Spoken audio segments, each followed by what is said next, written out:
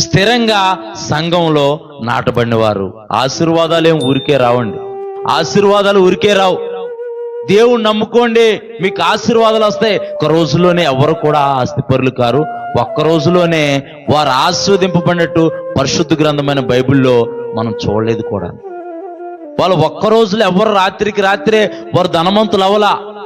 ప్రభు మార్గం చూపించే ప్రభు మీద అబ్రహాం ఆధారపడ్డాడు. అసలు ఎక్కడికి వెళ్ళాలో తెలియని ప్రాంతానికి దేవుడు నడిపిస్తే వచ్చాడండి అబ్రహాము.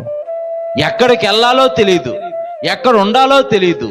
అప్పటి వరకు మంచి ప్రదేశంలో నివసించి, అప్పటి వరకు రాజభోగాన్ని అనిపిస్తూ, అప్పటి వరకు ఆస్తిపరుడిగా ఉన్న అబ్రహాము కరువు దినాలు చూశాడు. కరువు ప్రాంతం గుండా ప్రయాణం చేశాడు. అనేక విషయాల్లో కృంగుబాటుకి లోనయ్యాడు.